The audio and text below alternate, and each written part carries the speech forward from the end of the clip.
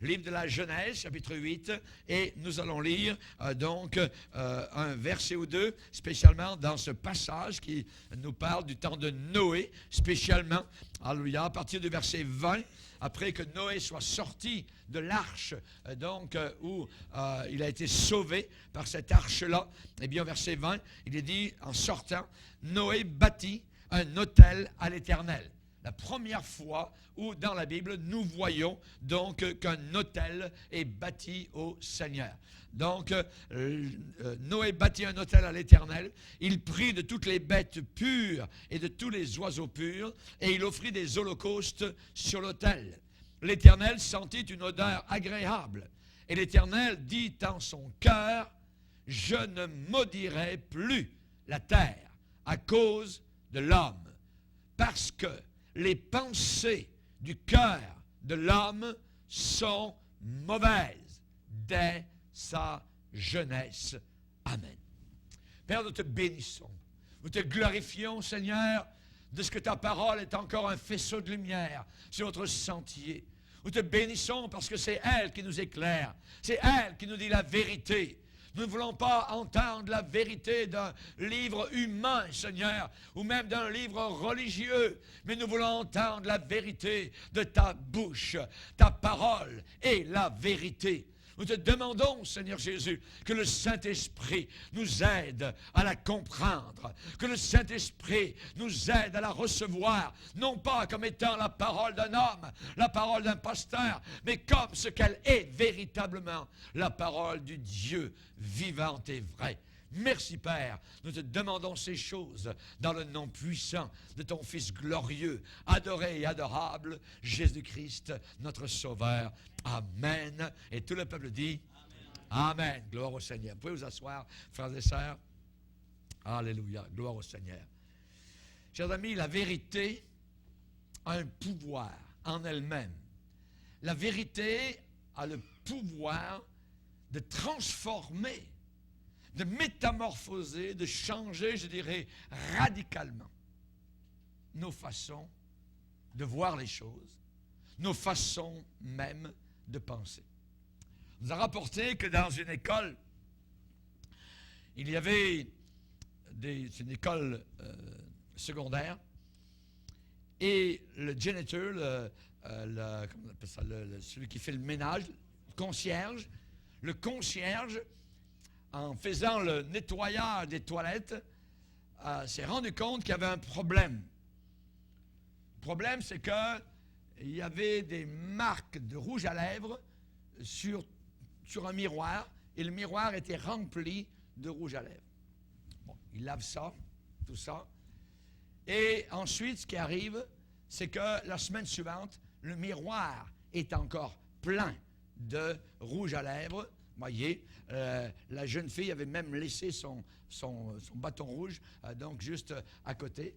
Et là, le concierge va voir la directrice, qui était une directrice, une femme de l'école, dit « On a un problème, c'est que dans les toilettes, ça me crée beaucoup de problèmes de laver tout ça et de vraiment tout ça. Il y a une jeune fille, je ne sais pas laquelle. » Donc, ce qu'ils font, c'est qu'ils font venir toutes les jeunes filles de cette petite école, et ils les rassemblent dans les toilettes. Ils leur disent, regardez, il y a une jeune fille parmi vous qui, avec son bâton de rouge à lèvres, donc embrasse la glace et fait des marques partout sur cette vitre-là. Le concierge est là, la directrice est là, les jeunes filles sont là. Personne ne veut dire son nom ou qui fait ça. La directrice dit devant les jeunes filles, vous savez ce que fait le concierge? Il prend son petit chose pour nettoyer les vitres, et il va faire ce que vous allez voir. Et le concierge prend et il va dans les toilettes et il plonge le chaud dans les toilettes et il lave la vitre. Ça a été terminé. Il n'y a plus aucune jeune fille qui a embrassé avec son rouge à lèvres la vitre. C'était terminé complètement. La vérité est capable de transformer quelqu'un de façon assez radicale. La Bible déclare ici, c'est Dieu qui le dit, les pensées du cœur de l'homme sont mauvaises dès sa jeunesse. Dès sa jeunesse. Nous sommes soucieux aujourd'hui. Je dirais même qu'il y a une sorte de désespoir, de désespérance sur une maladie terrible qui affecte tous les pays et les continents du monde, appelée le sida. Il y a un acteur d'Hollywood qui a laissé sa femme, abandonnée. Il est allé prendre une belle jeune dame dans un bar. Il a couché avec elle cette nuit-là. Et lui, quand il s'est réveillé le matin, il a découvert qu'elle était partie. Disparue, était tout seul, donc, dans le motel. Et il a trouvé, lui, écrit au rouge à lèvres, une écriture sur le miroir de la salle de bain. Il était écrit « Bienvenue dans le merveilleux monde du sida ». Pouvez-vous imaginer comment cet homme a pu se sentir? Certains font des hold-up. Un jour, quand nous étions en Australie avec mon épouse, on a appris qu'il y avait quelqu'un entré dans une banque avec une seringue et a dit au caissier, cette seringue est infectée de sida, donnez-moi l'argent. Tout le monde a peur du sida, parce que le sida, c'est la mort. On essaye de trouver des médicaments ou toutes sortes de choses. Il y a des centaines de milliers de personnes qui portent le virus du sida et parfois, je dirais même la plupart d'entre eux ne le savent même pas. Et ça se répand. Et dans certains pays d'Afrique où nous sommes allés, moi et mon épouse, prêcher l'Évangile, vous avez des gens qui viennent en avant et demandent qu'on prie pour eux. Et ils le disent, je suis sidéen. Je suis sur mon chemin vers la mort. Je me rappellerai toujours au Burkina Faso, dans une très grande église de milliers de personnes, à la fin de la réunion, lors de l'appel à la prière, une belle jeune fille qui est venue vers moi et m'a pris à part, m'a demandé d'aller un peu sur le côté et m'a dit, pasteur, pourriez-vous prier pour moi? Je suis pris avec le problème du sida et je m'en vais mourir. Est-ce que le Seigneur pourrait me guérir? J'ai dit, si tu te repens de tes péchés, le Seigneur est capable de te guérir. Il y a un remède. Notre Dieu est un Dieu tout-puissant. Il a déjà guéri miraculeusement des sidéens. Et j'ai prié pour elle. Que Dieu soit béni. Actuellement, dans certains continents de la terre, des pays sont en train de basculer parce qu'il y a des milliers d'orphelins, parce que leurs pères ou leurs mères sont mortes. Parfois des mamans qui étaient pures et propres, mais le mari est allé galoper ailleurs et a amené le sida à son épouse, qui est sur le chemin de la mort, et beaucoup sont mortes comme cela. Le sida est le tueur numéro 1 des hommes entre 35 et 44 ans dans beaucoup de grandes villes du monde actuellement. Le sida est en train de changer le style de vie de beaucoup de personnes. Chers amis, qu'est-ce que nous voyons autour de nous? Nous sommes une génération abominable aux yeux de Dieu. Abominable à cause des drogues qui sont sur le point d'être maintenant légalisées. À cause de l'occultisme, l'adoration directement des démons et de leur chef, Belzéboul, à cause de la mauvaise utilisation du sexe, à cause des philosophies et idéologies païennes, à cause des religions montantes qui sont totalement fausses, à cause du nouvel âge, à cause de la peur de la guerre nucléaire. Il se peut qu'il y ait un jugement déjà qui soit en train de peser une sorte d'épée de Damoclès sur notre génération, soit sur nous. Il y a un verset qui me fait peur dans la parole de Dieu, dans l'Épître aux Romains, où on nous parle des homosexuels, où on nous parle des lesbiennes, où on nous parle de ces gens abominables qui ont changé la gloire de Dieu en images représentant l'homme, des oiseaux, des quadrupèdes, des reptiles. L'homme a adoré la création au lieu du Créateur. On parle de la mère nature, on parle de la mère terre, on parle de Gaïa, on parle de toutes sortes de dieux et déesses, et on détourne notre adoration du Dieu unique et vivant, qui a un fils appelé Jésus-Christ. La Bible dit 3 fois dans ce passage, Dieu les a livrés. La version anglaise nous dit Dieu les a abandonnés. God gave them up. Dieu les a totalement abandonnés à leur sens, réprouvés, selon les convoitises de leur cœur. Il y a un an, j'étais environ en train de prêcher à la même époque dans une région du sud de l'Italie, dans la région de Pompéi. Pompéi a été jugé par le Seigneur. Aujourd'hui, on peut visiter ces rues qui ont été excavées de la cendre. Il y avait des mètres et des mètres de cendre. Une petite montagne qui était à côté, qui n'avait jamais fait aucun mal, soudainement, puissamment, a craché du feu et a totalement anéanti les villes d'Herculaneum et Pompéi. Pompéi, en visitant, voyait que c'est une ville corrompue à l'os, littéralement. Il y avait des maisons de passe, de prostitution. Il y avait des parcs où les prostituées se rencontraient. Il y a des sexes qui étaient gravés sur les murs, sur la pierre, partout. C'était le sexe, le sexe, le sexe. Il y a une petite échelle. Ce qui a été visible à Pompéi pourra se voir à des échelles continentales maintenant et peut-être mondialement, puisque l'apôtre Pierre a prophétisé que le jugement qui s'en viendrait sur notre terre à la fin des temps serait un jugement par le feu. Par le feu. Chers amis, la Bible dit que les pensées de leur cœur se portaient chaque jour uniquement vers le mal. Avant le déluge d'eau, avant la catastrophe mondiale, où des millions de personnes ont été tuées par notre Dieu d'amour. 8 seulement ont été sauvés. Il est dit que juste avant ce grand déluge, cette catastrophe mondiale, les pensées de leur cœur se portaient chaque jour, tous les jours, vers le mal. Faire le mal, le mal, le mal tous les jours.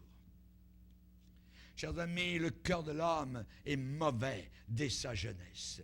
C'est le prophète Ésaïe qui compare l'homme à un malade dans un hôpital et le diagnostic de chirurgien appelé le Saint-Esprit est un diagnostic vraiment très obscur, très triste.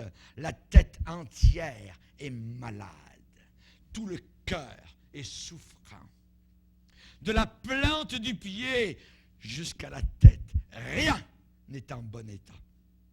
Ce ne sont que des blessures, des contusions, des plaies vives qui n'ont été ni pansées, ni bandées, ni adoucies par l'huile. C'est notre génération. Regardez de n'importe quel côté, devant, en arrière, vous allez voir des problèmes, de la violence, de la difficulté, de la dissolution, de l'impureté, le mal, le mal, le mal. Et ça va monter en crescendo jusqu'au jour du jugement où le feu de Dieu va descendre pour détruire cette génération impie et pécheresse. Il y a quelque chose qui nous arrive. Actuellement, c'est le retour, le boomerang, le retour, je dirais le salaire de la promiscuité. La promiscuité sexuelle, notre façon de vivre, comment on a jeté à la poubelle le mariage, comment on s'est moqué du mariage, notre façon de vivre que nous appelons libre. Ils ont semé du vent, ils vont récolter la tempête, a dit le prophète Osée. Rappelons-nous que Dieu a certaines règles qui sont soulignées dans les Écritures. C'est, je dirais, l'homme de l'Ancien Testament, le sage de l'Ancien Testament, Salomon, qui a fait une remarque, il a remarqué, il a observé comme observateur autour de lui. Il a dit, j'ai trouvé plus amer que la mort. Y a-t-il quelque chose de plus amer que la mort, quelqu'un que vous aimez qui soudainement meurt, disparaît, le vide. Mais il y a quelque chose d'encore plus amer que la mort. Et la Bible dit la femme dont le cœur est un piège et un filet. et dont les mains sont des liens, des chaînes, celui qui est agréable à Dieu lui échappe. Celui qui est agréable à Dieu lui échappe. Sommes-nous agréables à Dieu? Mais le pécheur est pris par elle. La femme dont le cœur est un piège et un filet. Chers amis, il n'y a pas seulement des femmes. Il y a symboliquement dans la parole de Dieu une femme qui s'appelle la grande prostituée, qui elle aussi a des liens, qui elle aussi a des pièges. La grande Babylone, cette religion mondiale de la fin des temps qui est en train de prendre forme sous nos propres yeux et dont je parlerai plus en détail durant notre conférence sur le nouvel ordre mondial prophétisé. Attention à ceux et celles qui seront pris par cet écuménisme diabolique de la fin des temps. Il y a 30 ou 40 ans, ce n'est pas très vieux si on prend l'histoire, les gens n'osaient pas beaucoup parler de la sexualité. On n'en parlait pas beaucoup. Pourquoi? Parce que tout le monde était embarrassé. Il y avait une gêne normale. Mais aujourd'hui, tout cela a changé en une seule génération. Toute cette retenue a été renversée. Télévision, médias, tout passe aujourd'hui. Plus personne ne semble embarrassé par rien. Il y a des versets dans la Bible, si on lit l'histoire, parce que l'homme n'apprend jamais rien de l'histoire. Et l'homme qui ne veut pas apprendre de l'histoire est condamné à la répéter. Il va la répéter. Il n'y a rien de nouveau sous le soleil. La Bible dit, par exemple, dans Amos 2, le fils et le père vont vers la même fille. Nous avons réussi à marier 2 hommes ensemble et 2 femmes ensemble. Quelle liberté merveilleuse! En levant le poing et en grinçant des dents contre Dieu qui a dit non! Nous osons défier la Sainte Trinité.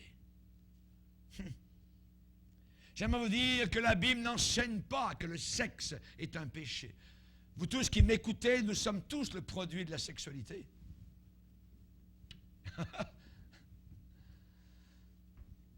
Nous sommes tous nés d'une relation sexuelle entre notre père et notre mère biologique.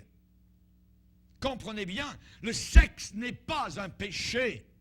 C'est un cadeau de Dieu. C'est Dieu qui l'a voulu. Mais lorsqu'il est mal utilisé, là, c'est un péché.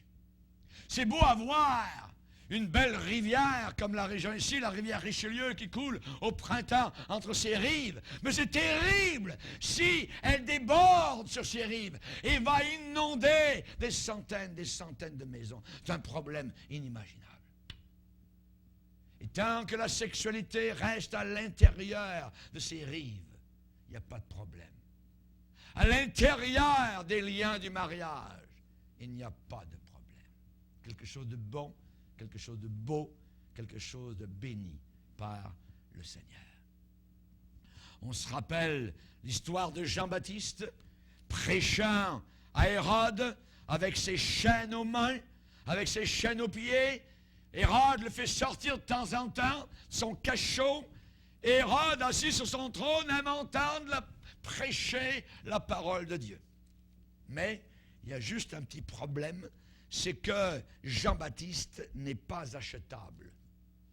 Sa bouche n'est pas à vendre. Sa bouche n'est pas remplie de billets de banque, tout ça, comme certains pasteurs aujourd'hui qui ne veulent pas dire la vérité. Il est dit, Hérode lui-même avait fait arrêter Jean le Baptiste. L'avait fait lier en prison. À cause de quoi? Il y avait un problème. C'est qu'à cause d'Hérodias. Qui est Hérodias? C'est la femme de Philippe. son propre frère. Il l'avait enlevé à son frère et il l'avait épousé.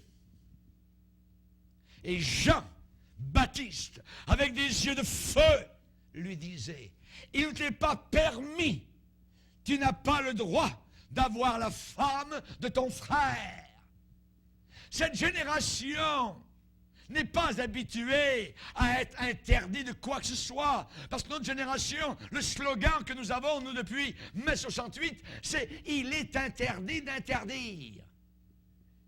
Mais la Bible interdit certaines choses. Et Jean-Baptiste disait à Hérode, il ne t'est pas permis, tu n'as pas la permission d'avoir la femme de ton frère. Et Hérodias, la femme derrière, eh bien, avait des yeux de feu enragés noirs. Hérodias était irritée, en colère contre Jean, et voulait le faire mourir. Elle voulait lui faire fermer la bouche, mais elle ne le pouvait pas. Parce que Hérode craignait Jean, il le connaissait pour être un homme juste et saint, et il le protégeait. Et après avoir entendu Jean-Baptiste, il était souvent perplexe. Il l'écoutait avec plaisir. Il y a beaucoup de gens qui aiment entendre la parole de Dieu, qui ressortent de l'Église perplexes, qui écoutent la parole avec plaisir, mais comme Jean, eh bien, on va le faire tuer. On va le faire décapiter. Parce qu'on préfère avoir l'approbation des gens que d'avoir l'approbation de Dieu. Même si on sait que c'est un homme saint, que c'est un homme juste. Chers amis, dans la parole de Dieu, il y a plusieurs histoires de Jésus-Christ et il y a un rapport avec un péché sexuel. La femme que Jésus a rencontrée sur la margelle du puits, rappelez-vous, la Samaritaine. Il y a à Paris un grand magasin qui s'appelle la Samaritaine. Les gens y vont, ils ne pensent jamais que d'où ça vient ça. Vous voyez? Samaritaine, c'est qu'il y a eu une femme un jour qui avait un problème sexuel. Mais elle a été pardonnée, sauvée par le Seigneur. Cette femme au puits, je l'appellerai la femme au puits, la Samaritaine, elle avait eu 5 hommes dans sa vie.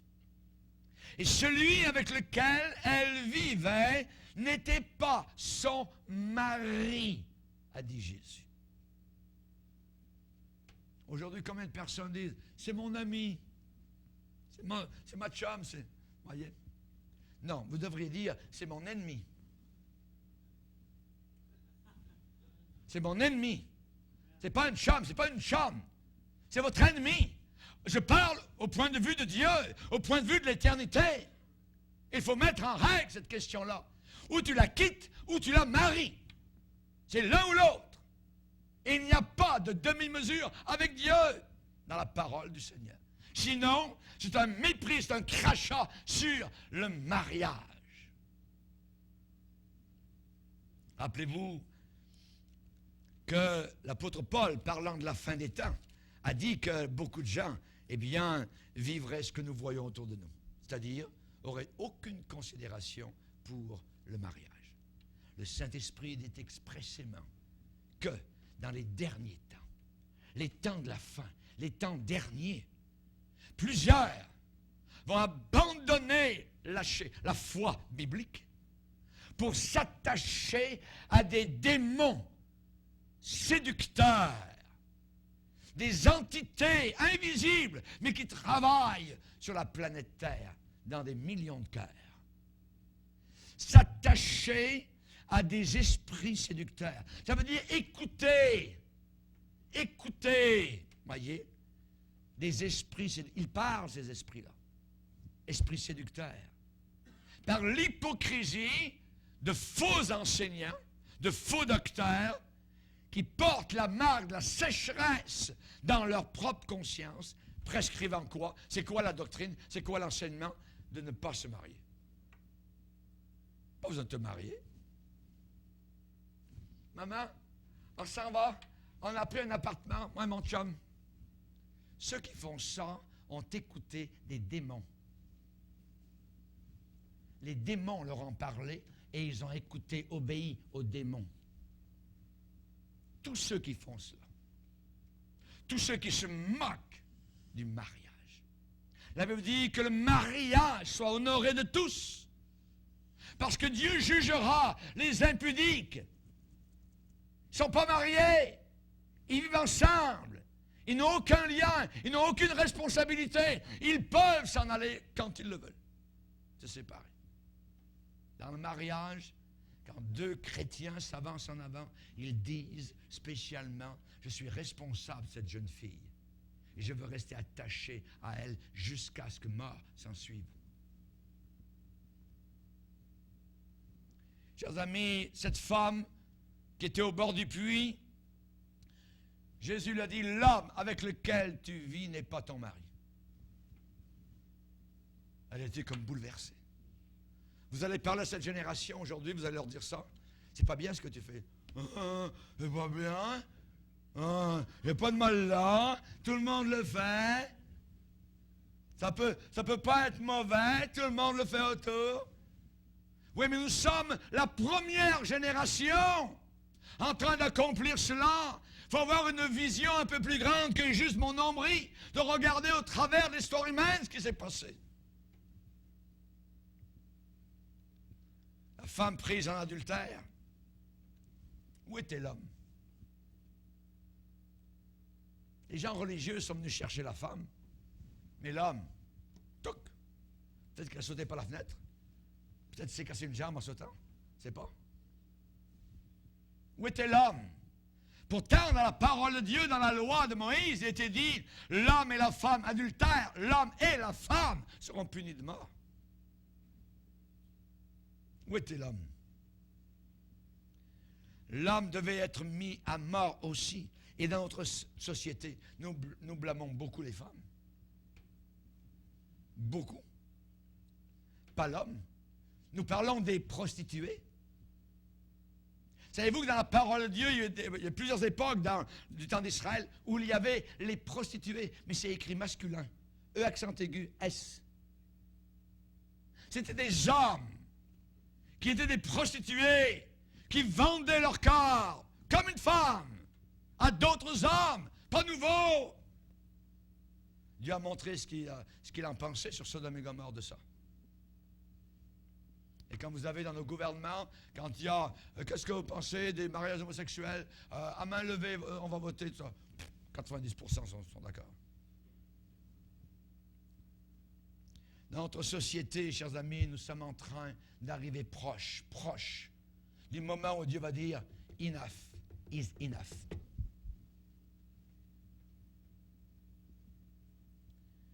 Jésus-Christ enseignait un jour sur le porche du temple à Jérusalem.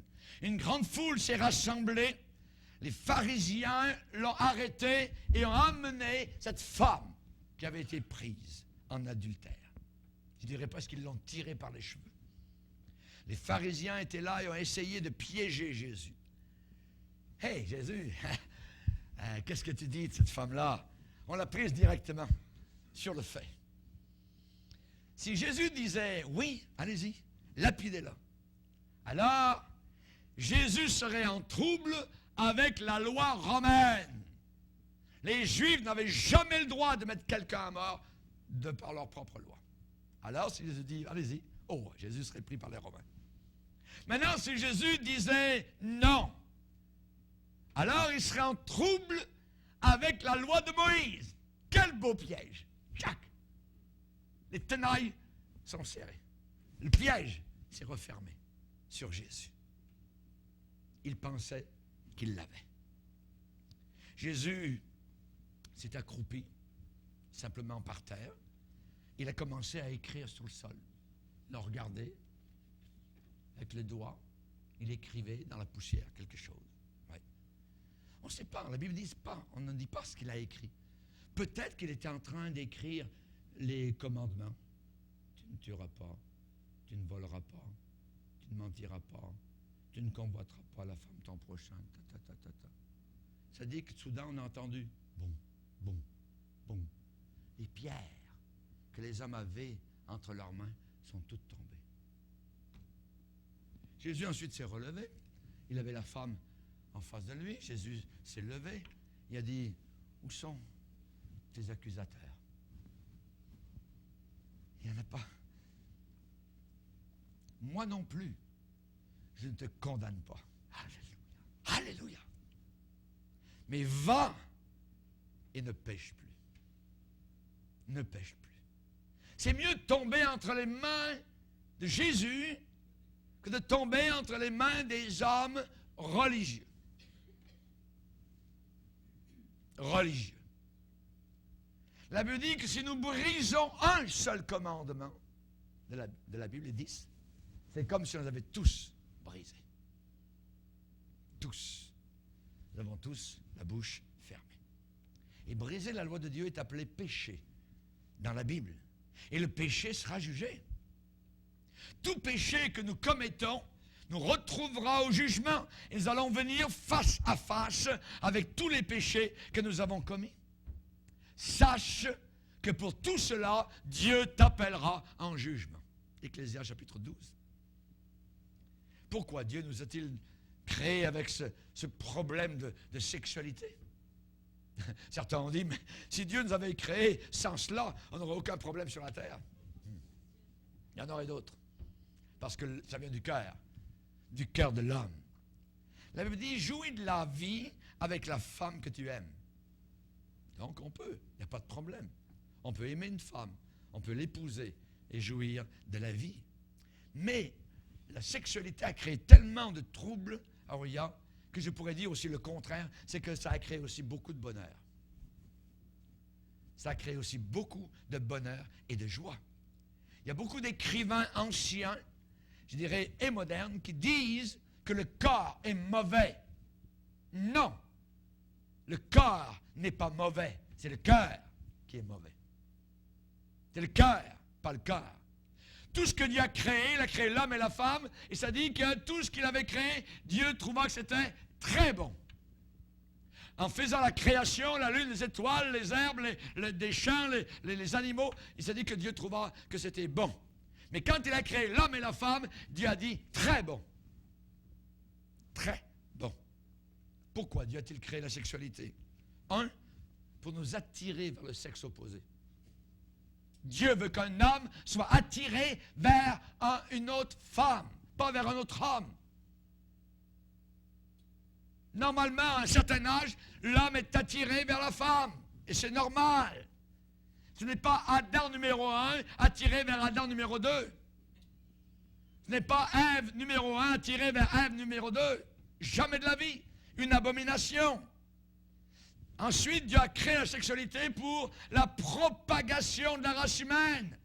Mettez un paquet d'homosexuels ensemble, de lesbiennes. C'est fini. Il n'y a plus de naissance. C'est terminé. C'est contre Dieu. C'est anti-Dieu. C'est antichrist. C'est diabolique. C'est satanique. Quelqu'un a dit, monsieur, est-ce que vous croyez dans le sexe? Ah bien certainement j'y crois parce que je ne serais pas ici si je n'y croyais pas. Certainement. Mon père et ma mère se sont aimés dans une relation sexuelle normale, dans le mariage.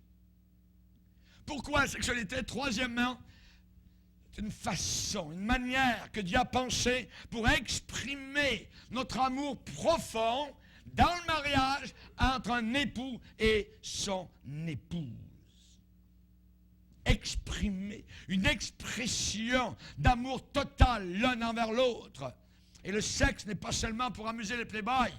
Non, c'est une façon de dire je t'aime, toi seul, je me donne totalement, complètement à toi seul, comme étant ma femme, ou si la femme parle, comme étant mon mari.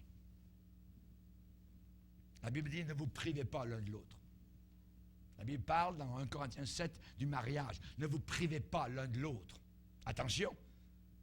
Si vous privez trop longtemps, ou si vous mettez des bâtons, voyez, c'est des problèmes.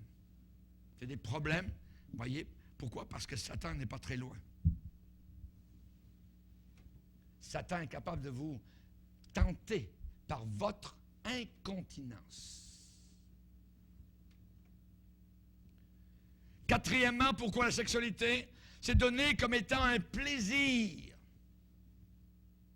Un plaisir glorieux dans l'amour du mariage. Ne vous privez pas l'un de l'autre, nous dit la Bible. Cinquièmement, c'est donné pour qu'un homme et une femme puissent exprimer cette unité qui les lie ensemble. Les deux deviendront une seule chair. Cette unité se crée pas uniquement par la sexualité, mais ça aussi c'est impliqué à l'intérieur. Que le mariage soit honoré de tous. Et le lit conjugal, exempt de souillure. Exempt de souillure, ça veut dire personne d'autre qui vienne souiller, qui vienne salir, qui rentre à l'intérieur de la chambre nuptiale, maritale, qui monte sur le lit. Dans l'Ancien Testament, il y a un homme qui est monté sur le lit de son père pour coucher. Ça a été terrible, c'était une condamnation de la part du Seigneur. Que le mariage soit honoré de tous, parce que Dieu jugera, condamnera les impudiques et les adultères. Il n'y a rien de mauvais avec le sexe si nous gardons les lignes directives de Dieu. La ligne de Dieu, c'est tu ne commettras pas d'adultère. Pourquoi on a tant de problèmes avec cette génération? Parce qu'on a enlevé du mur, de nos murs, de notre génération, les 10 commandements, la plaque, on l'a mis à la poubelle. Et les jeunes qui grandissent, on leur fait lire Harry Potter, on leur fait regarder la TV durant toute leur enfance, allez leur parler ensuite qu'ils font mal lorsqu'ils partent en concubinage. Ça leur fait absolument rien pour le kick d'aller tuer un vieillard un vendredi soir ou un samedi dans la nuit. Il n'y a pas de mal nulle part. Les commandements n'existent plus pour eux. La fornication, c'est le sexe avant le mariage. Et Dieu jugera les fornicateurs. L'adultère, c'est le sexe avec quelqu'un d'autre que votre épouse ou que votre époux lorsque vous êtes mariés. Ça, c'est un adultère. Et aucun adultère ne va au ciel.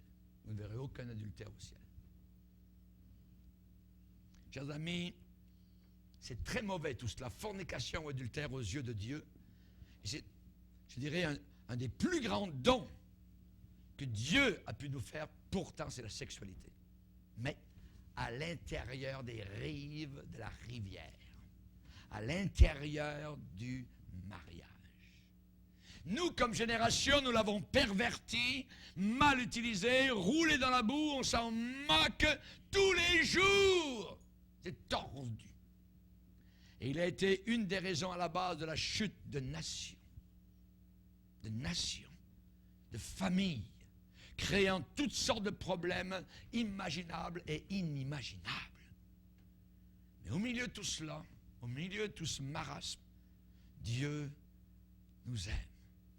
Et une croix a été plantée quelque part sur la terre, au centre de la terre, à l'extérieur de Jérusalem.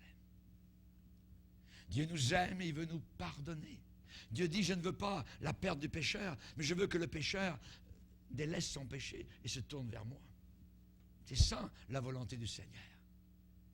Le mot amour, je t'aime ma chérie, je t'aime ma chérie, ça semble aujourd'hui vouloir dire n'importe quoi. C'est utilisé de façon très lousse, très relâchée. Souvent, quand un jeune homme va dire à une jeune fille « je t'aime », souvent il veut dire, ce qu'il veut dire « je te convoite ».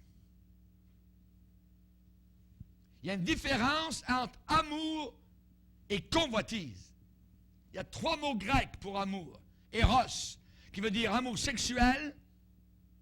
Il y a philéo, qui veut dire amour amical d'amis. Philadelphie, l'église de Philadelphie, c'est l'église qui règne dans l'amour, qui a beaucoup d'amour à l'intérieur. Il y a un 3e mot pour amour, c'est agapé. Et avec Jésus-Christ, eh bien, Dieu peut prendre l'éros, l'amour sexuel, l'amour philéo, et les élever à un niveau merveilleux, totalement neuf et nouveau. C'est merveilleux. Après 32 ans de mariage avec mon épouse, je suis encore en amour avec elle. Gloire à Dieu. Alléluia! Quand on s'est marié, sur le gâteau de mariage au chocolat, et on l'a mangé, c'était écrit, moi et ma maison, nous servirons l'Éternel. Et avec la grâce de Dieu, jusqu'à présent, nous avons été, alléluia, à la hauteur de notre vœu. Alléluia. Avec Jésus-Christ, Dieu peut vous donner un amour, même dans la relation sexuelle, que vous ne pouvez pas avoir autrement. Il n'y a aucune relation sexuelle comparable à deux chrétiens, deux croyants. Les païens veulent nous faire croire qu'ils montent au 7e ciel, ça n'existe même pas, il y a juste 3, mais c'est pas grave. On dirait qu'avec eux, c'est pas ça, puis il y a des boutiques, puis de ci, puis de ça. C'est des boutiques de perversion. Comme c'est juste une mécanique. C'est pas de la mécanique. La relation sexuelle est une chose, premièrement, spirituelle. C'est spirituel. C'est deux âmes qui viennent se fondre l'une dans l'autre. Et matérialisées par leurs deux corps. C'est quelque chose de magnifique et quelque chose de glorieux et de pur. Et ils s'aiment l'un l'autre et ils sont mariés. Les autres qui ont des relations sexuelles ne peuvent pas vraiment atteindre cette profondeur d'amour, cette joie, parce que le sexe, je le répète, est spirituel autant que physique. Les deux deviendront. Donc ils ne le sont pas tant qu'ils ne sont pas mariés. Ils deviendront une seule chair. Il n'y a rien de comparable quand vous avez l'amour de Dieu, l'amour agapé, alléluia, qui entoure votre mariage. C'est magnifique, c'est glorieux. La corde à 3 fils n'est pas facilement rompue. Amen. Le Père, le Fils, le Saint-Esprit qui vous protège, qui vous entoure et qui bénisse votre foyer. Aujourd'hui, on se sert du sexe pour vendre toutes sortes de produits, depuis du savon, je dirais pour laver le linge jusqu'aux autos, n'importe quoi, vous voyez, on se sert de cela, tout. Mais ce n'est pas la bonne sorte de sexe. C'est uniquement la sexualité dans le mariage entre deux croyants chrétiens qui amène la joie, l'extase et la paix. Et je me sens très triste, voyez, vis-à-vis de certaines personnes qui ne connaissent pas notre Seigneur Jésus-Christ. Ils pensent avoir du bon temps. C'est complètement faux. Ils s'en vont pour une fin de semaine dans un motel, ils trompent leur femme. C'est même marqué sur nos autobus. J'ai vu ça l'autre jour à Longueuil. Vous voyez, on faisait la promulgation de tromper, vous voyez, son conjoint. Trompe ta femme, trompe ton mari. Le mot qui était marqué, c'était sur les autobus. Imaginez. Abominable. Pourquoi Dieu a-t-il dit, tu ne commettras pas d'adultère? Pourquoi Dieu a-t-il dit cela? Pour protéger votre mariage existant. S'il y a de l'immoralité avant le mariage, cela va affecter votre mariage plus tard.